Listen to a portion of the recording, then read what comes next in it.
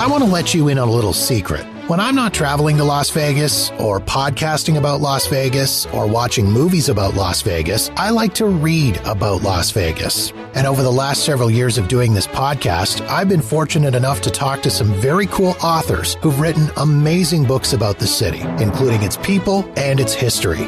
I thought it might be fun to take a little trip down memory lane and reshare some of those conversations with you. Maybe even give you some ideas for titles to add to your own personal Las Vegas library. My name is Jeff, the host of Jeff Does Vegas, and this is a little something I like to call Vegas Book Club.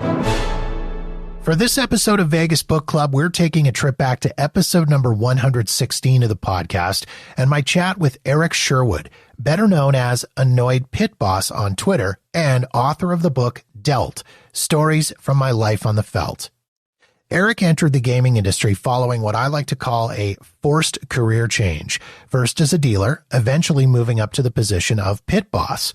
As he got further into the crazy world of the casino business, he realized that the stories from his day-to-day life were simply too good to not share.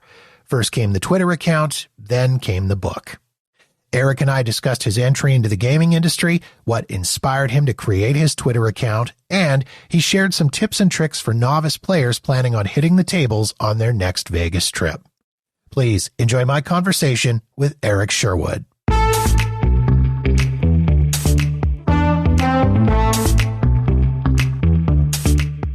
I was working marketing at a small community college in the town where I was living, and had lost my job, just kind of like a lot of people out there that were looking for jobs that had a college degree and nothing was really coming up. And our casino had just been built. So, the state, because I call them the state casinos, kind of out in the Midwest, East Coast. Growing up, you didn't have casinos. Casinos were in Atlantic City and Vegas. So we started having casinos, and our city built theirs in, I think it was 2009, and it was only slots for about a year. And they had a interview coming up for table games. Now, I had played poker before. I had played some, blackjack and things like that, but nothing to any crazy extent.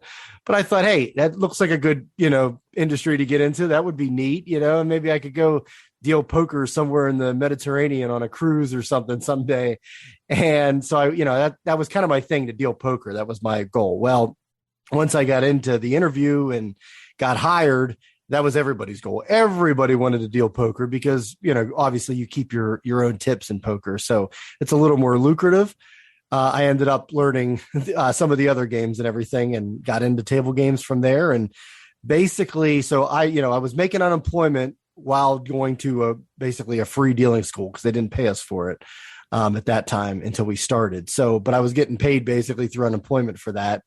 And we dealt cards in a warehouse to, other people that were getting hired that had no idea what they were doing dealing wise, for about 3 months straight, like Monday through Friday.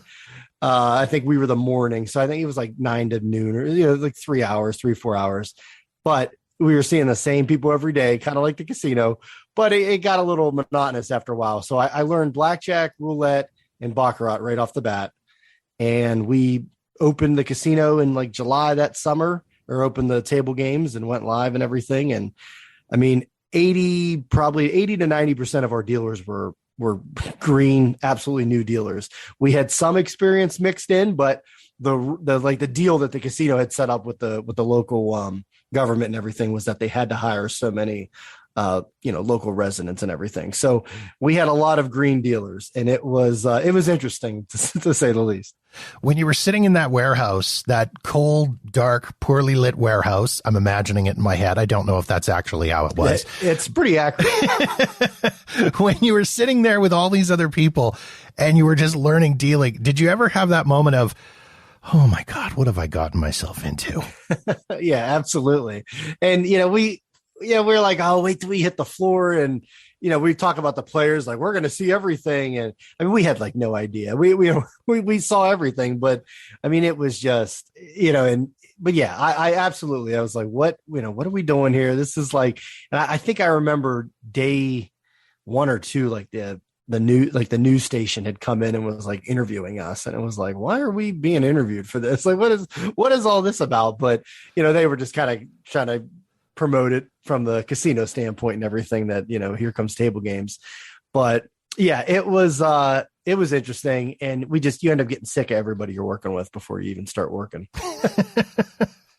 Let's talk a little bit about your own personal gambling experience. I mean, prior to getting involved in working in the gaming and casino industry, were you a big gambler at all? A casual gambler? Do you have any crazy stories from your own gambling experience in past? Yeah. So So I remember in college, we would drive, up to the local casino or Atlantic City, the closest casino to us. We would drive to play poker, and that's pretty much what I would play. Now, I would play blackjack here and there, but it just didn't really excite me. And, I knew about kind of the house edge and everything, and poker was just always what I wanted to play. So I remember, we played a lot in college and home games and things like that, especially, that was kind of the time when Texas Hold'em like took off and had the explosion. So poker definitely was a big deal. Now we didn't have casinos like, you didn't have the online Poker Stars, or we did actually in college, but you didn't have it where it was so, now there's World Series of Poker and everything on. There's casinos like pretty much everywhere throughout the United States. So we didn't have that much opportunity, I guess, to play. But anytime I could, I played poker. So poker was my main game. So I wouldn't say I was like a huge gambler. I'd play, 1-3, 1-2, no limit. I definitely play on vacation. We'd go to like Vegas maybe once a year, but yeah, that was pretty much it. As far as my kind of any crazy stories, I was living in California at one point, and I went to, this would have been a Native American casino at the time. And we went to it, and they had a poker, little small poker room, whatever, but they had a promotion every hour. They would put like $500 or something. Maybe it wasn't every hour. Maybe it was like every like 6 hours or 8 hours. They would put like $500 into the pot before the hand started, one hand. So, everybody's staying to the river on this one. So they would just put 500 in, and then you would play your hand out like normal. And I remember, you're getting dealt the cards, and you're like, okay, just give me aces this one time on this hand. And I got 2-3 of diamonds. And I'm like, you got to be kidding me. So this was actually a limit table. I remember this, but so everyone starts off, they ante up, they put the blinds in. Well, everybody's just raising at this point, because it's just everybody's staying in. They want to maximize the pot even more than they can. So everybody's just, raise to the max raise, call. So everybody to see a flop. To shorten this up, I end up hitting the flush. Now, obviously, I have 2-3, so it's not that strong. So we get down to the river, and I finally people start folding because they have like literally nothing. And I think like 3 or 4 people stayed in, and nobody's showing. I was like, well, I have a flush, like the worst one you can have, and everybody else mucked it, and I took down like an $800 pot or whatever on 2-3 of diamonds. So that was like my best poker story on that kind of a cash game limit deal, but. I have a crazy, fun first-time blackjack story if you want to hear that. Yeah, for sure. So this was on vacation, and I don't remember how old I was. I think I was 20 or whatever, but we were in North Carolina, and they had these gambling cruises that they called them, that basically you go out for like 3-4 hours, and they literally went like 2-3 miles out in international waters. Right. And they would flip the dinner tables over and start dealing roulette and blackjack and whatnot. And I talked my father into taking me, which was a terrible idea for him because he was motion sickness and he said it was the worst trip. It took him like 2 days to recover from that. So he was out on a lawn chair trying not to fall overboard. And they literally just take you out, and they dock and they anchor, and they just throw an anchor down. You're just bobbing, in the water for 3 hours gambling. So I was playing blackjack, and like I said, I wasn't 21 because I think at that point you could do this on these gambling cruises and not be 21 or whatever. So I hadn't played blackjack probably live before, or it would have been I played it like one time up in Canada or something and it was actually Spanish 21. I played blackjack for the first time in Canada and it was Spanish 21. I had no idea what I was doing. So pretty much everything that I talk about on Twitter, like I was doing wrong. Right. But on this instance, I was playing blackjack on a cruise, and I was on third base. And I don't remember the hand. I hit when I shouldn't have, or, whatever. I'm just like, I have to get the 21, and I'm hitting or whatever. And, the tables, I can tell the table's getting angry and at me, and kind of like, this is kind of getting a little hairy. And the guy looks over to me. I think the dealer ended up pulling a hand, or I took his bus card or something. And the guy over on first base looks at me and goes, son, he goes, I've seen people been thrown in the ocean for less than that. That was my welcome into blackjack.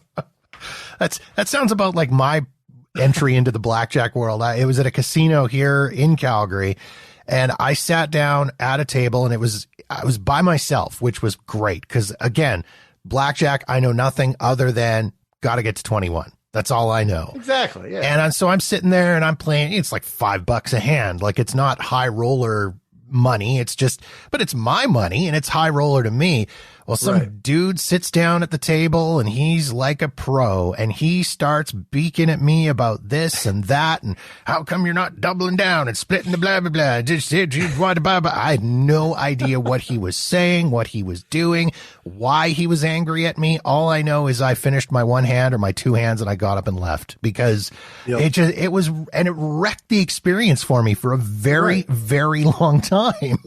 I believe it. And that, I mean, I see it every day at the casino that still happens, and it cracks me up because, like you said, the guy that thinks he's the pro that's getting angry, like you said, you're on a $5 table. Like, you don't have to stay at that table, buddy. Like, I mean, obviously, you ended up leaving because you didn't like him sitting there yelling at you. Who would? But like, why is the pro sitting there playing if he doesn't like how the players are playing? Now there may be not other tables and stuff. Obviously, I understand that, but yeah, we and that's half my job, is just breaking up arguments between players, and like, sir, you can go to any other table, and it's just unbelievable. And if you're such a pro, why are you sitting at the $5 table? Why are you not at the 10, 20, 50, $100, $1,000 table? And what cracks me up is so many times that pro, as I do in hand quotes, that pro ends up making the wrong move by the book like 5 hands later. So like, they like to complain and yell at other players and yell at the dealer, but half the times they're not playing 100% correct either. Let's talk a little bit about your progression through the gaming industry. You started off as a dealer, as people often do when they're getting into working in the gaming biz. You were dealing blackjack, working craps, working roulette. Yeah. So initially it was just because they would only teach us like one or two main. So craps went off and just learned craps because, I mean, it's obviously, so in depth. So crap dealers just initially just went and learned craps. But then they did blackjack and roulette together. And then they did like a side game. Like, we all learned like, the Carney games, 3-card poker, Let It Ride, all those. But that was kind of like a crash course. It's like, here, we got a week left. Here, learn these games. But Baccarat, roulette, and blackjack were the three main that I learned. And then I picked up craps later to in the casino. So, yeah. So I started out as a dealer dealing those three. So I did that for about 5 years. And then I got promoted to, I don't know if you say promoted, but I went up to a pit boss or supervisor, what suit, or hey, you with the tie, whatever you want to call them. But yeah, so that's the position I took after that. And that's the position I still hold. And, I've had opportunities to go into surveillance, which, I think before I got into the casino, it was like, oh, surveillance sounds, that sounds like so like exotic and such a cool job. And you get to, catch these cheaters.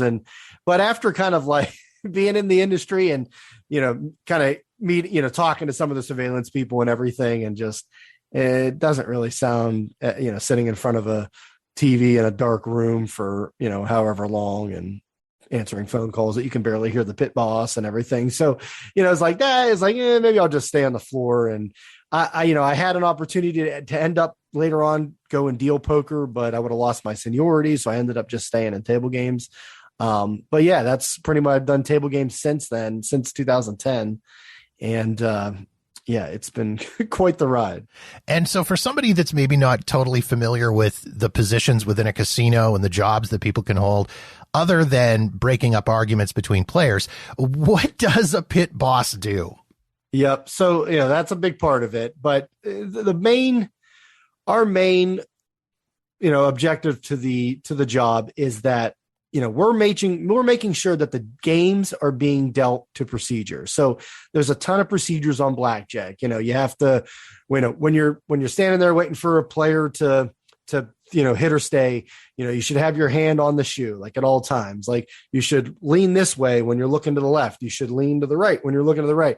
You should shuffle this way. So like we're looking to make sure the dealers are dealing the game per the gaming procedures.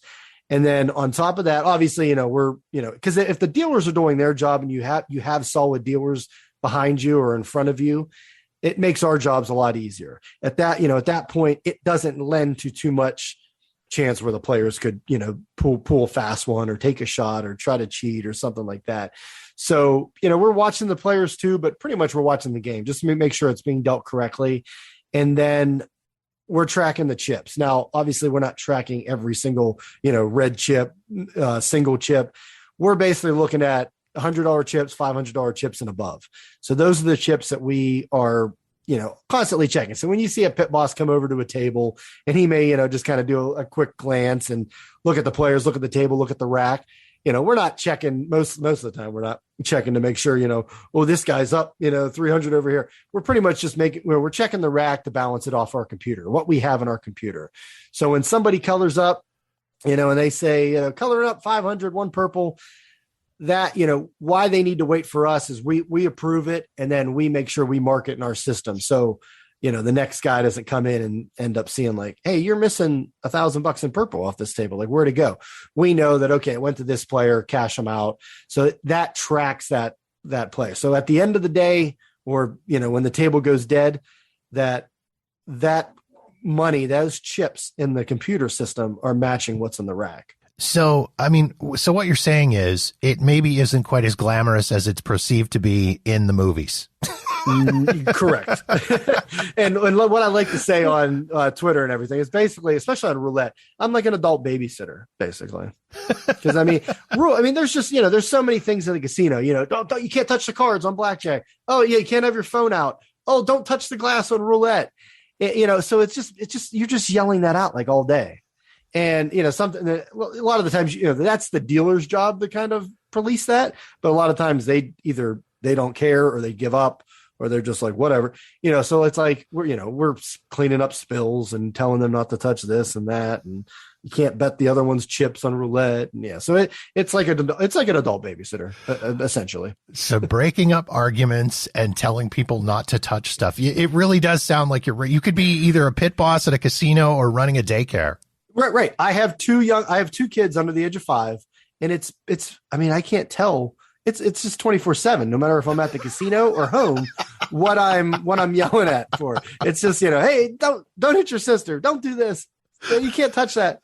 Put that down. So it's very hard to tell if I'm coming or going in my life right now. Let's talk about your presence on Twitter and the Twitter account that you've got. The original account, the Annoyed Casino Dealer. When did you initially get on Twitter and start sharing your thoughts, your feelings, your opinions? Twitter tells me that I joined January of 2012. Which I knew it was around 2012, but I would have never remembered like what month or whatever. But that's what Twitter is telling me. So yeah, I started. It's about 2 years into me dealing. I started, I launched Twitter, and I don't even know. I honestly don't know. Besides, like, hey, let me, I just want to. We just deal with all like just these crazy people, crazy stories, and I'm like. And I think I had been maybe tweeting some out on just like my regular Twitter account. And then I was like, I should start like some kind of, Annoyed Casino Dealer or something. So I just kind of started it. And I just would tweet out just stuff here and there a couple times a week or whatever. And it, and I said, obviously it's been 10 years since that, since I opened that account, but it just grew organically. And really over the years into, I think I'm nearing 10,000 followers, but I mean, it's taken 10 years and it really took a lot to get started. That first year or so, it was just kind of me tweeting to like avoid, there wasn't much out there of me, of anybody coming back, but then it just, started growing and following other people and they'd follow me back. And it just ended up becoming this thing. And then, you get Twitter is cool in that you find that niche, that community that's on Twitter. And, we're in that gambling community where, you see all these, you see the gamblers and people that are doing podcasts and, the casino. So you kind of get in that community, and that's when it really took off. So, and from that point, I think when I started tweeting things out, I think what was Twitter back then? 120 characters? Yeah, I think so. Yeah. They like extended it. Yeah. But so like, you couldn't really get too many off or whatever, but I started just basically keeping notes and, and everybody, in our industry, and I had coworkers that'd be like, I'm going to write a book someday. And it always like stuck with me. And I was like, well, I'm going to write that book. So, it always took me to like, I took notes and just started kind of writing things down on like my phone, like the notes app on my phone on breaks and stuff. And, I'd have like a name for that person and remember to tell the story on that one. And it just kind of started from there. And I mean, it was a slow process, obviously, because these stories are from when I dealt, and I dealt for 5 years. So, I became a pit boss in around 2014, 15.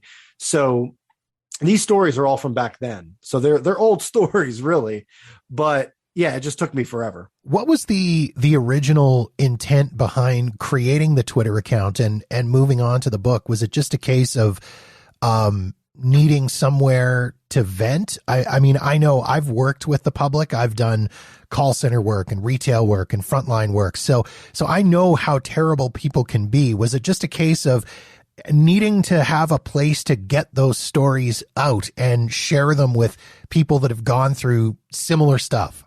Oh yeah. And that's exactly it. It's like, I needed an outlet.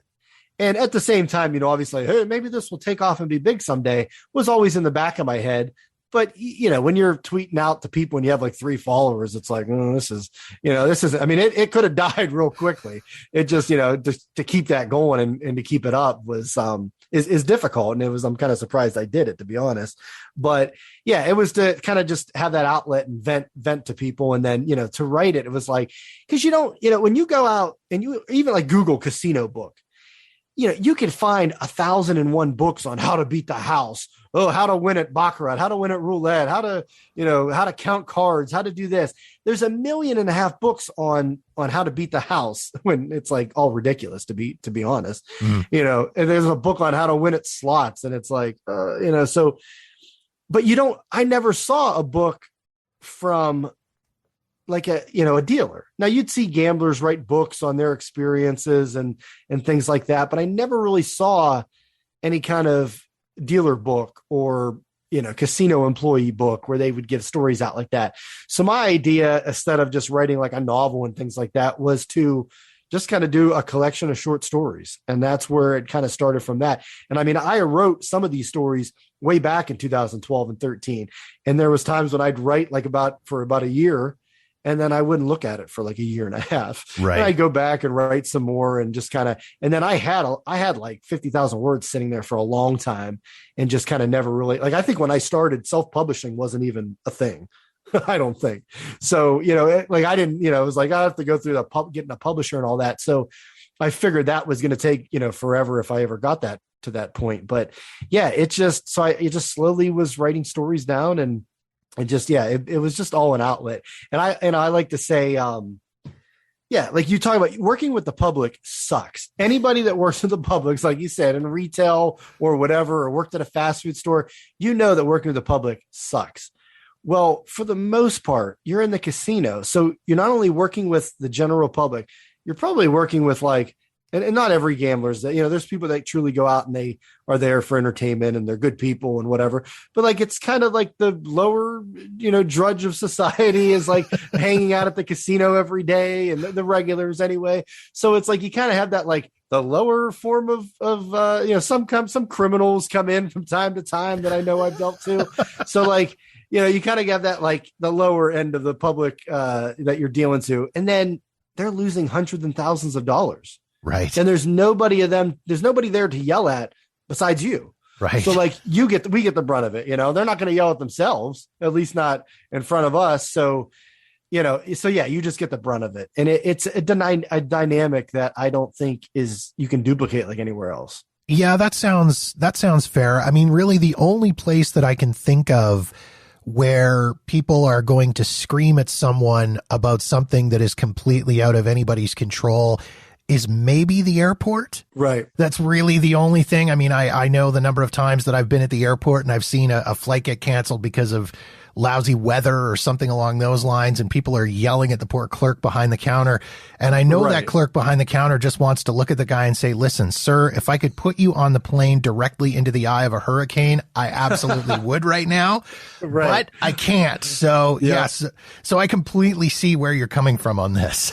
Yeah. Like the public, I always like, you say like, somebody, the person working the register at, a local store, like, you complaining about, them not having enough fruit or something, are you complaining to her isn't going to help you get anywhere. No. You know what I mean? Like, you need to complain to like a little higher up, the corporate, or get on their social media or something. So, yeah. So like you get that complaining, but it's like, yeah, people just, they berate dealers and us. And I mean, people, we come over just to look at the table for a minute and I have players get pissed at me and you're just like, dude, like, do you want, don't look at my, it's like, well, you want me to do my job? Like, I'm trying to, that's why and I say that a lot too. It's just like, dude, don't tell me how to do my job. We gotta get through it. Like, we're fine, so it's just, it's something else. But yeah, it's just, people get angry. Obviously they're losing hundreds and thousands of dollars and it's just no one to yell at. So they yell at us. The book is called Dealt, Stories from My Life on the Felt. And thumbing through the book, there are some absolutely crazy stories in here without giving away too much, because of course we want people to go and buy the book and read it. What are some of the crazier stories in this book? Yeah. So, and I think, going through this in these stories, there's like three or four like chapters stories that like are keyed in on particular players. That if you've read it, the Kid, Norman High Limit, Kenya towards the end of the book, those are just characters that we ended up dealing with. And some of them were regulars, and it's just their stories and how they acted and how they interacted was just completely incredible. So like stories like that is just, you got to read it to see like the characters behind it and like what their story is and everything. And like some of them, like I mentioned that one on the Kid, and I had somebody message me and saying, I'd like to read that whole book about him. So like, maybe that's for book number 2 or 3 or something. But yeah, those could be like their own book. But just some of the stories, I mean, a Golden Night where, the guy was drunk, literally whipped it out and was urinating in between ATM machines.